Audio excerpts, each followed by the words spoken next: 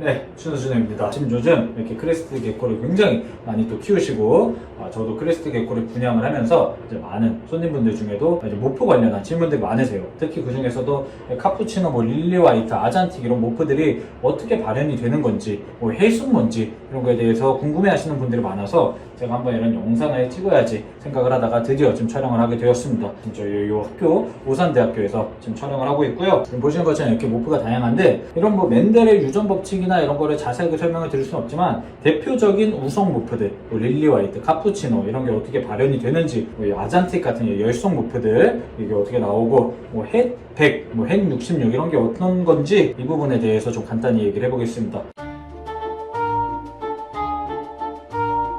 먼저 우성 모프부터 얘기를 해볼게요. 이런 카푸치노 이런 친구들이나 여기서 더 나와서 슈퍼 카푸치노도 있고요, 릴리 화이트도 있고 이런 거에 대해 얘기를 한번 해보겠습니다.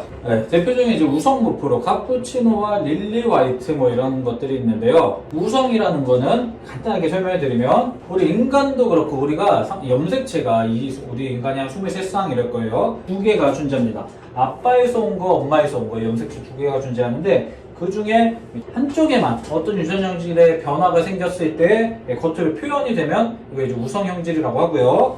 양쪽에서 엄마에서 온 거랑 아빠에서 온 거 둘 다 이런 어떤 유전 형질을 가지고 있어야 발현이 되면 열성이라고 합니다. 그래서 우리가 흔히 말하는 우성 모프, 카푸치노, 릴리 화이트 이런 아이들은 이렇게 이제 한쪽만 이상이 생겨도 겉으로 표현이 되는 이런 아이들을 우성 모프라고 하고요. 자, 그래서 이걸 가지고 이제 카푸치노 수컷과 노멀을 한번 붙여보도록 할게요. 이렇게 카푸 수컷과 노멀 암컷을 붙였을 때 카푸 유전자는 두 개 중에 하나만, 노멀은 카푸 형질을 가지고 있는 게 아닙니다. 이제 수컷에만 지금 카푸 형질을 가지고 있고, 붙였을 때 엄마에서 하나, 아빠에서 하나, 엄마에서 하나, 아빠에서 하나, 엄마에서 하나, 아빠에서 하나. 이렇게 지금 나올 수 있는 가지수가 이렇게 4가지 경우일 수밖에 없는 거죠. 그래서 지금 4개 중에 2개. 얘네는 지금 카푸 형질을 하나씩 가지고 있잖아요. 그래서 여기서 이 아이들이 카푸치노가 나오는 겁니다. 그러니까 이제 노멀이랑 카푸랑 붙였을 때는 4개 중에 2개니까 50%의 확률로 카푸치노가 나온다는 거죠. 그렇다면 이제 카푸끼리 한번 붙여볼게요. 이렇게 카푸 수컷과 카푸 암컷을 번식을 시키면요, 염색체당 하나씩 카푸 형질을 가지고 있습니다. 그래서 붙여보면 여기는 이제 카푸가 나오고 여기도 카푸가 하나 나오죠. 근데 이제 마지막이 여기가 이제 이렇게 2개가 붙어서 나오는 경우가 생깁니다. 지금 보면은 이렇게 4분의 1 확률로 25% 확률로 노멀이 나오고 50% 확률로 카푸가 나오고요. 그리고 이제 마지막 25% 확률로 이렇게 2개가 겹쳐서 나오는 형질이 생기는데요.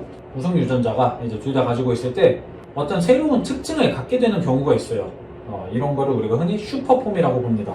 릴리 화이트 같은 경우에는 이 슈퍼폼의 형질이 나왔을 때 이게 이제 100% 죽어서 나온다고 해요. 채성 유전자라고 하는데, 릴리 화이트는 2개 나온 그 슈퍼폼이 모양은 굉장히 특이했지만 항상 죽어서 해칭이 되었기 때문에 우리가 릴리 화이트는 릴리 화이트끼리 붙이지 않는 이유가 그런 거고요. 이제 카푸치노에서는 이제 살아서 나왔죠. 카푸치노에서 이런 슈퍼 카푸치노 일반 크레스트 개코랑은 좀 더 뭔가 다른 듯한 외형을 가지고 있는 투명한 피부를 가지고 있고, 몸이 전체적으로 좀 까매서 처음에는 우리가 멜라니스틱이라고 부르기도 했는데요. 이런 이 슈퍼폼 형태가 나왔기 때문에 이걸 이제 카푸치노가 아니라 슈퍼 카푸치노다 라고 부르게 되었습니다. 그리고 여기서 이제 서로 다른 우성 유전자끼리 붙였을 때 이게 같이 발현이 되는 경우가 있어요. 예를 들어 카푸가 아니라 한쪽이 세이블이라면 카푸 유전자가 하나 있고 세이블 유전자가 하나 있을 때 카푸랑 세이블을 붙였을 때 2개가 합쳐져서 나오는 형태가 실제로 지금 발현이 됐다고 알고 있거든요. 이런 경우는 우리가 공우성이라고 합니다. 2가지 우성 형질을 모두 발현을 할 수 있는 형태. 예를 들면 우리 사람으로 치면 AB형, A형이 우성이고 B형이 우성인데 AB형이 나오잖아요. 이런 거를 공우성이라고 표현을 합니다. 이제 다음은 열성. 아잔틱에 대해서 한번 알아보도록 하겠습니다. 이제 크레스티드 게거 같은 경우는 알비노 형질이 아직까지 나오지 않았어요. 그래서 우리가 알비노를 보지는 못했지만 일반적인 동물들 대표적인 열성 모프가 이 알비노입니다. 그리고 이제 크레에서는 아잔틱이 대표적인 열성 모프고 우성이 한쪽에만 형질이 있어도 발현이 됐던 반면에 열성은 두 가지 양쪽에서 온 염색체에 모두 이상이 있어야 겉으로 표현이 됩니다. 그래서 열성 형질이고요. 이번에는 이제 아잔틱이랑 노멀이랑 먼저 붙여볼게요. 이제 아잔틱 같은 경우는 둘 다 노멀은 문제가 없는 거고요. 이제 조합을 해보면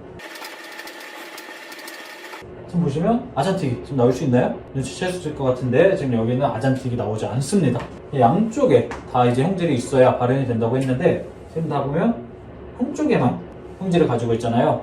이런 아이들을 겉으로 표현은 안 되지만 몸속에 그 유전자를 가지고 있다고 해서 헷이라고 부릅니다. 헷. 그래서 이런 친구들을 헷 아잔틱이라고 하는 거고요.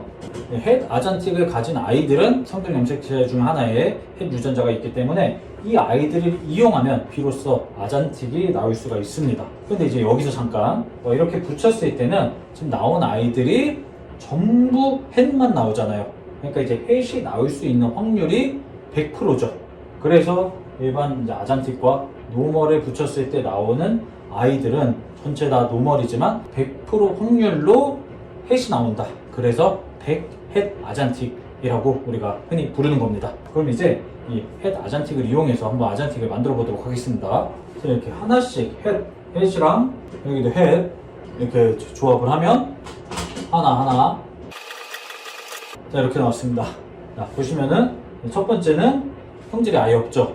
얘는 그냥 생노멀이 나오고 드디어 여기에서 이렇게 두 개가 합쳐져서 아잔틱이 나오게 되는 겁니다. 헷끼리 붙였을 때는 4개 중에 하나 25% 확률로 아잔틱이 여기서 이렇게 태어나는 거고요. 여기서 이제 한 가지 더 주목해야 되는 게 있는데 지금 보시면 두 군데는 헷이 나왔잖아요. 헷 같은 경우는 겉으로 표현이 안 되기 때문에 노멀이랑 구분이 안 됩니다. 그죠? 이제 여기서 아잔틱이 태어나면 아잔틱이구나 알 텐데 문제는 이제 노멀 형태가 나오면 그래서 이 세 가지 중에 헷이 나올 확률이 3분의 2잖아요. 여기가 이제 노멀 폼이 나오는데 겉으로 봤을 때는 구분이 안 되기 때문에 이 중에서 3분의 2 확률로 헷이 나온다. 어쨌든 헷이 나올 수 있는 건 사실이니까. 그래서 3분의 1을 계산하면 66%잖아요. 그래서 여기서 이렇게 66헷 아잔틱이 여기서 나온 겁니다.